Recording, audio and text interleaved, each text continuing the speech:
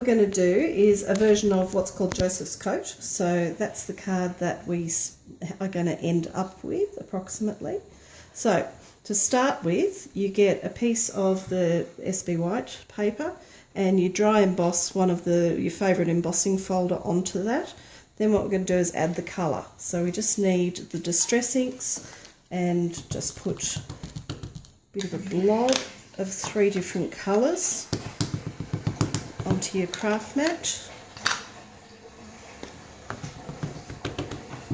and then just need a bit of water, spritz lightly over the top, and you get your card face down and just push and twist into the colour, trying to get the colour as much as possible onto that bit of paper.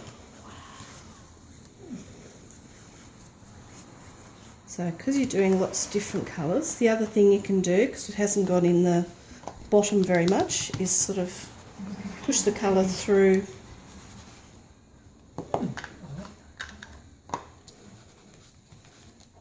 just so you get that colour through, coming through into the bits that aren't embossed. And if you're really fussy and want a little more colour, you just get a bit of a sponge and rub the ink into the bits that haven't got colour. You're going to go over this with black anyway, so you don't have to be too fussy or worried that it's covered all the way through. So then we just need to dry it lightly.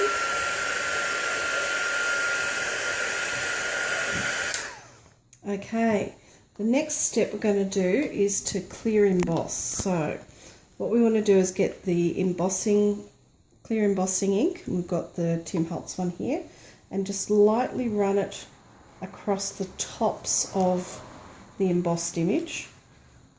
Just try and be light-handed so that it doesn't get too much into the crevices. Then we get our clear embossing powder. I just want to get it over whatever's going to need to cling. Give it a good hard whack on the back so that it comes off the bits that didn't have the powder.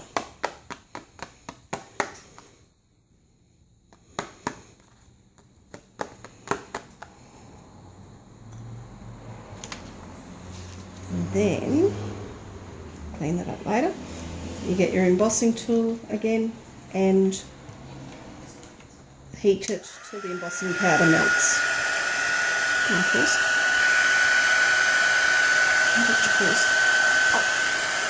Okay, so now we've got the shine on there, just random embossing powder on the areas, and you know there'll be gaps and it won't be perfect, but that's okay. So what you do now is you get your memento ink and you just want to push it through and smush it onto a bit of paper here. There is no problem with it going everywhere. In fact, you want it everywhere. I'll just do a section of it so you can see the difference. And so then what you do, because there's the raised bits that you can't get into, you just get your sponge and you push the ink through into those little gaps.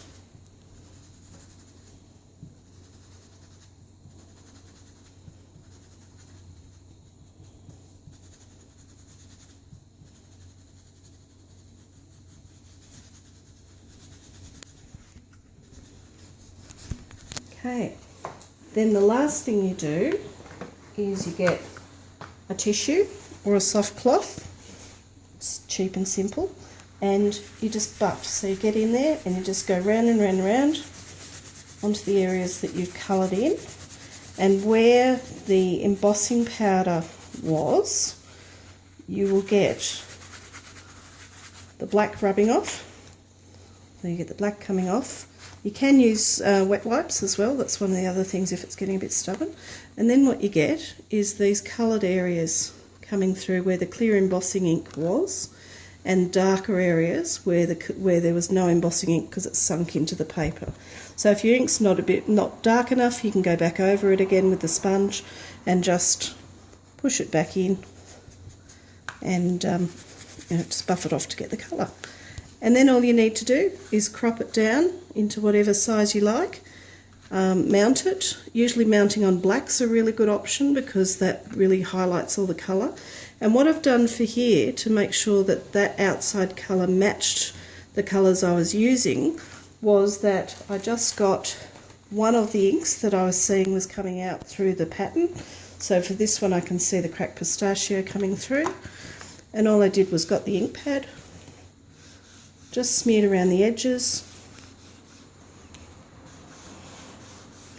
And then when you mount it, you've got a perfectly matched backing colour that goes on your card. So, and that's it. It's going to come out differently every single time. I've got a lot of embossing powder on this one, so you can see a lot more of the colour. There's a few others that I've got that haven't got a lot of embossing powder, like this one, where you're just seeing the hint of colour coming through the black. So have fun, play around, and enjoy.